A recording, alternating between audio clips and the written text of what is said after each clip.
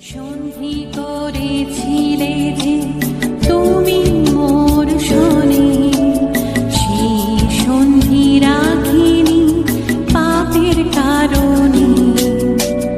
আমার জীবনে আলো জেলে দাও প্রভু, এবার থেকে হব আমি তোমারই শুধু, আমার জীবনে আলো।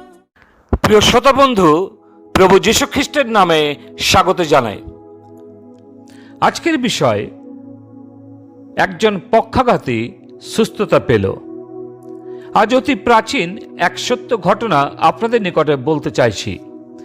ঘটনাটি বাস্তবে ঘটেছিল 2022 বছর পূর্বে ইসরায়েল দেশে একটি শহরে, যে শহরটির নাম ছিল কফরনাহম। আপনারা হয়তো অনেকে প্রথমবার এই রকম একটি শহরের নাম শুনছেন। এই শহরের থেকে একটু দূরে গালিল সমুদ্রের উত্তর তীরে নগরটি অবস্থান ছিল এবং এটি পরিচিত ছিল মাছ ধরার গ্রাম রূপে। এই নগরে একজন শতপতি থাকতেন এবং তার পরিবারে এক চাকর বা দাস থাকত। ইসরায়েল দেশে প্রাচীনকালে দুই ধরনের দাসকে পাওয়া যেত। প্রথমত, একজন চাকর বা দাস প্রতিদিন মালিকের বাড়িতে কাজ করতে আসত এবং নিজের কাজ শেষ করে বাড়ি ফিরে যেত। অন্য আরও একটি দাস বা চাকর, যাকে হাট বা বাজার থেকে মূল্য দিয়ে ক্রয় করে আনা হতো এবং এই দাস মালিকের বাড়িতেই থাকত এবং তার মালিকের কথা তাকে শুনতে হবে। সে নিজের ইচ্ছামতো কিছু করতে পারবে না। সব সময় তার প্রভুর কথা সে শুনবে এবং কাজ করবে।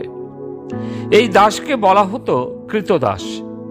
এই প্রকারের দাস বা চাকর আমাদের দেশে প্রচলন নেই।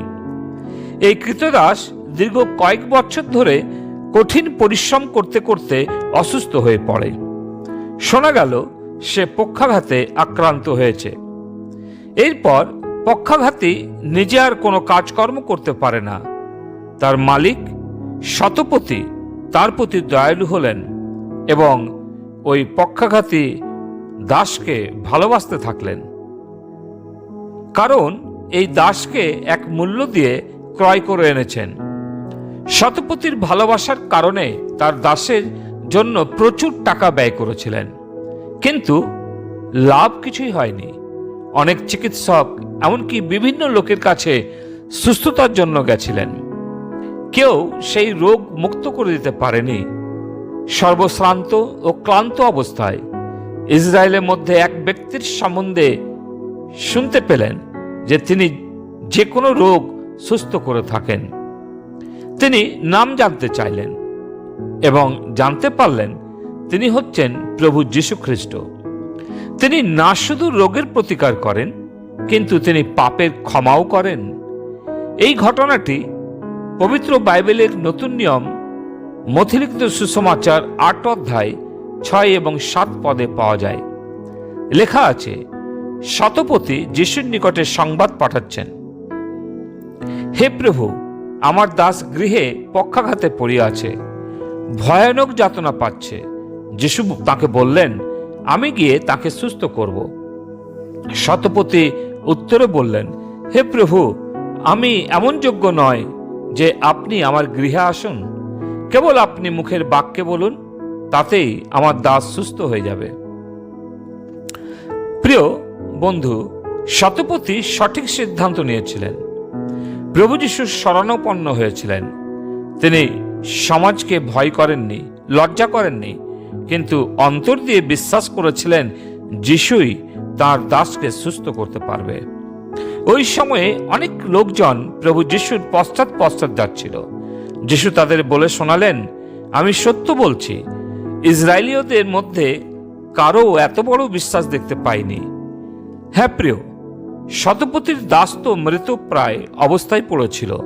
সে জানত না কে তাকে সুস্থ করে, কিন্তু তার প্রভু শতপতি জানত যিশু ছাড়া আর কেউ নেই। তাই তিনি যিশুকে অনুরোধ জানিয়েছিলেন। বন্ধু, আজ আপনিও পক্ষাঘাতের মতোই পাপে মৃতপ্রায় অবস্থায় পড়ে আছেন। হয়তো আপনি সাহায্য চাইছেন, সাহায্যকারী পাচ্ছেন না। আপনার জন্য সুখবর হচ্ছে, প্রভু যীশু সাহায্যকারী রূপে আপনার মধ্যে উপস্থিত আছেন। আপনি কি সেই প্রভু যীশুর নিকটে ব্যক্তিগতভাবে আসবেন? প্রভু যীশুকে কি আপনার পাপের কথা বলবেন? যীশুর কাছে যদি আপনি নিজের পাপ স্বীকার করেন, তাহলে তিনি আপনার পাপ ক্ষমা করবেন, কারণ তিনি আপনাকে নির্মাণ করেছেন। আপনার জীবনের সম্বন্ধে তিনি সমস্ত কিছু জানেন, কারণ তিনি ঈশ্বর। আর ঈশ্বরই মানুষের পাপ ক্ষমা করেন। যেমন শতপতির বাড়িতে যিশু যাবার জন্য প্রস্তুত ছিলেন, আজও তিনি প্রস্তুত আপনার পরিবারে যাবার জন্য। তাই আপনি ছোট্ট একটি নিবেদন আপনার অন্তর দিয়ে প্রভু যিশুকে বলতে পারেন। বলুন, প্রভু যিশু, আমি পাপী। আমি বিশ্বাস করছি তুমি আমাকে ভালোবেসে পৃথিবীতে এসেছিলে। আমার পাপ ক্ষমা দেওয়ার জন্য তুমি রক্ত দিয়েছ, মৃত্যুবরণ করেছ। বিশ্বাস করছি তুমি তৃতীয় দিবসে জীবিত হয়ে উঠেছ। এই মুহূর্তে আমি আমার হৃদয়ে প্রভু ও মুক্তিদাতা বলে মেনে নিচ্ছি। তুমি আমার হৃদয়ে এসো। আমেন। প্রিয় বন্ধু, আপনি যদি এই ছোট্ট প্রার্থনাটি বা নিবেদনটি অন্তর দিয়ে করেছেন, তাহলে আপনি বিশ্বাস রাখুন প্রভু যিশুর ওপরে, তিনি আপনার পাপের ক্ষমা করেছেন। যেমন যিশু শতপতিকে বলেছিলেন, চলে যাও, তোমার বিশ্বাস তোমার দাসকে সুস্থ করেছে। এবং শতপতি প্রভু যিশুর সুস্থতার তার পরিবারে দেখতে পেয়েছিল। কফরনাহুমের সাক্ষ্য দিয়েছিল। আপনিও আশীর্বাদের কারণ হতে পারেন পরিবারে ও সমাজে। ঈশ্বর আপনাদের আশীর্বাদ করুন। আমেন।